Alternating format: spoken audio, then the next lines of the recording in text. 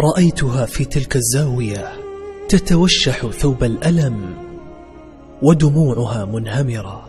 اقتربت منها فإذا بي أرى فتاة صغيرة في عمر الزهور.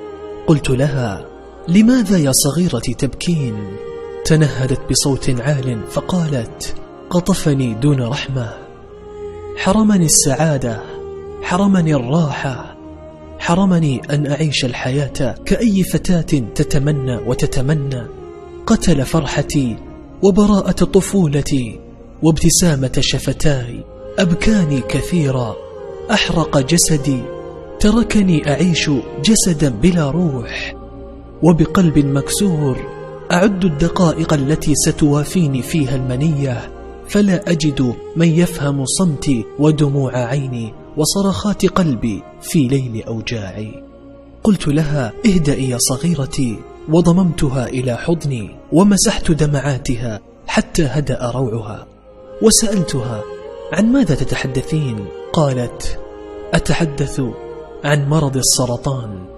قلت لها: السرطان؟ قالت: نعم. قلت لها: صغيرتي، ها أنا أمامك، عشت آلامه ومرارة أيامه، أصبت به منذ سنين طوال، وشربت من كأسه أشد البلاء، لم أذق طيلة هذه السنين طعما للراحة ولا للنوم. أقضي ليلي بين جوانح غربتي، أرتدي ثوب الرضا مهما عظم البلاء، أبكي بصمت، ويسألني القريب: لماذا السهر؟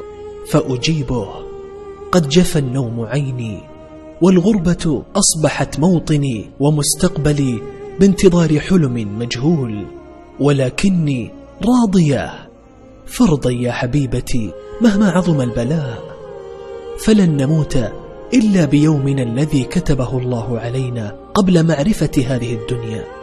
عيش الحياة على أي حال، ولا تقنطي ولا تخافي إذا قال لك الطبيب: قريبا ستوافيك المنية، فهو يقول بما لا يعلم، والله أعلم بما في الغيب. فكم قالوا لنا سنموت، يطبقون علم الكتب وينسون قدرة الله، وها نحن عشنا من جديد. لا تحزني إن اشتد